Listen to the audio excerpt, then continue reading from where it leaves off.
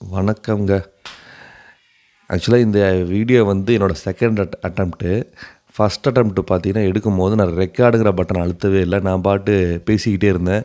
கடைசியா தான் தெரிஞ்சது நான் ரெக்கார்டு அழுத்தவே இல்லைன்ட்டு. ஸோ இதுதான் வந்து ரெக்கார்டு அழுத்தி நான் அப்டேட் பண்ணிகிட்ருக்கிறேன். சரி, ஒரு கருத்தான விஷயத்தை பேசணுன்னு நினைக்கிறேன்.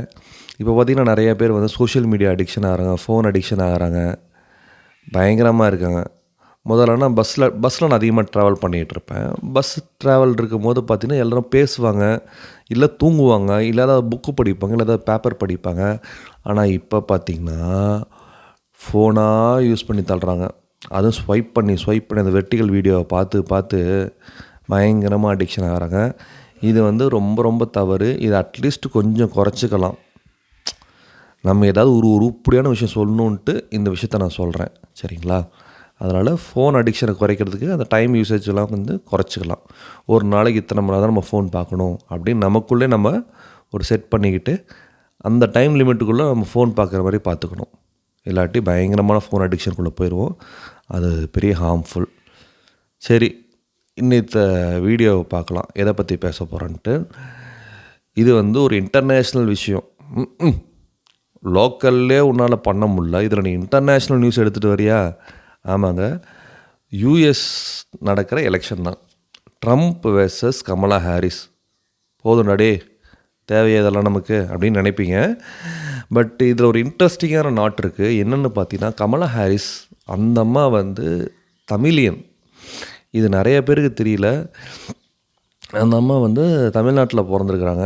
அதனால் இந்தியன் கவர்மெண்ட் என்ன பண்ணுறாங்க, கமலா ஹாரிஸ்க்கு சப்போர்ட் பண்ணுறாங்க.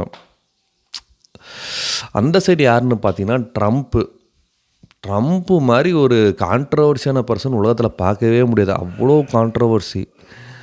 ஆனால் ட்ரம்ப் ஒரு ரீஜனில் என்ன நல்லது நடந்துச்சுன்னு பார்த்தீங்கன்னா, அவன் வந்து யாருக்கிட்டேயும் வந்து சண்டை போட்டதில்லை. எந்த வாரம் அவன் கொடுத்ததே இல்லை. அது ஒரே ஒரு நல்ல விஷயம். யாருக்கிட்டேயும் அவன் வார் பண்ணதே இல்லை ட்ரம்ப்பு. பைடன் ரீஜனில் நிறையா பேர்கிட்ட வார் போயிருக்காங்க. ஆனால் ட்ரம்ப் ரீஜனில் வந்து யார்கிட்டையும் வந்து சண்டை போட்டதே இல்லை. அது ஒரு பெரிய ப்ளஸ் ட்ரம்ப்புக்கு. அண்ட் இன்னொன்று என்னென்னு பார்த்தீங்கன்னா, இந்த கமலா ஹாரிஸ் நம்ம தமிழ்நாட்டில் போன பொண்ணு தான்.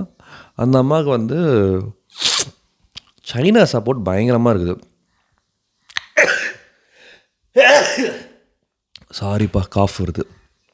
சைனாவோட சப்போர்ட் பயங்கரமாக இருக்குது. அங்கே இருக்கிற ஒரு எலைட் சொசைட்டி வந்து, யூஎஸில் இருக்க எலைட் சொசைட்டி வந்து கமலா ஹாரிஸ்க்கு பயங்கரமாக ஃபன் பண்ணுறாங்க. Kamala Harris and moreover வந்து அந்தளவுக்கு இன்டலெக்சுவல் இல்லை. எல்லா விஷயத்தையும் ஃபேஸ் பண்ண மாட்டாங்க. அவங்க பெரிய அட்மினிஸ்ட்ரேட்டரும் இல்லை. அப்படி இருக்கும்போது இன்கேஸ் பாருங்கள், டெய்லர் ஷிஃப்ட்னு சொல்லி ஒரு பெரிய பாடகி, அவங்க வந்து பயங்கர ஃபேன் ஃபாலோயிங். நம்ம ஊரில் எப்படி தோனி, அந்த மாதிரி தோனி பெரிய கிரிக்கெட் பிளேயரு, தோனி, விராட் கோலி, அந்த மாதிரி ஒரு ஃபேன் ஃபாலோயிங் வந்து டெய்லர் ஷிஃப்ட்டுக்கு இருக்குது. அந்த அம்மாவும் பார்த்திங்கன்னா கமலா ஹாரிஸ் சப்போர்ட் பண்ணுறாங்க. ஸோ ஒரு குரூப் ஆஃப் எலைட் சொசைட்டி வந்து அந்த அம்மாவுக்கு சப்போர்ட் பண்ணுறாங்க, கமலா ஹாரிஸ். பட் இந்த சைடு ட்ரம்ப்பு பார்த்தீங்கன்னு வச்சுக்கோங்க, அவனுக்கு வந்து யாருமே சப்போர்ட் இல்லை. அவன் வந்து சப்போர்ட் இருக்குது, பட் அதுலேயே வந்து லவ் ஹேட் ரிலேஷன்ஷிப்பில் தான் எல்லா மக்களும் இருக்கிறாங்க ட்ரம்ப் மேலே. கிட்டத்தட்ட 2 அசாசினேஷன் ட்ரை பண்ணிட்டாங்க. அசாசினேஷன் 2 தடவை கொலை பண்ண ட்ரை பண்ணியிருக்காங்க ட்ரம்ப்பை. ஃபஸ்ட்டு தடவை பார்த்திங்கன்னா ஸ்டேஜிலே வந்து ஷூட் பண்ண ட்ரை பண்ணியிருப்பாங்க, காதில் பட்டிருக்கும். செகண்ட் டைம் பார்த்திங்கன்னா ஒரு வெஹிக்கிளில் போயிட்டுருக்கும்போது ஷூட் பண்ண ட்ரை பண்ணியிருப்பாங்க. பட் இருந்தாலும் மனுஷன் வந்து பொழைச்சி அதுலேருந்து வெளியே வந்து திருப்பியும் போராடிட்டு இருக்கார் ட்ரம்ப்பு. அந்த அவருக்கு வயசு வந்து 70+ இருக்கும். 70+ இருக்கும். அப்படி இருக்கும்போதும் பார்த்திங்கன்னா மனுஷன் எல்லாத்தையும் எதிர்த்துட்டு அந்த பாயிண்டில் நான் ஜெயிப்பேன்டா அப்படிங்கிற நிற்கிற அந்த இது இருக்குதுல்ல, அது செம்ம. அது பெரிய ஹேட்ஸ் ஆஃப் ட்ரம்ப்புக்கு. நீங்கள் அந்த எலெக்ஷனை கொஞ்சம் ஃபாலோ பண்ணினாவே தெரியும் ட்ரம்ப் எவ்வளோ பெரிய ஒரு சர்வைவராக இருக்கார் அப்படின்ட்டு. ஸோ கண்டிப்பாக வந்து என்னோடய சப்போர்ட் ட்ரம்ப்பு. ஆனால் நம்ம இங்கே ஓட்டெல்லாம் போட்டுட்ருக்க முடியாது. பார்த்திங்கன்னா ரொம்ப இன்ஸ்பைரிங்காக இருக்கும்.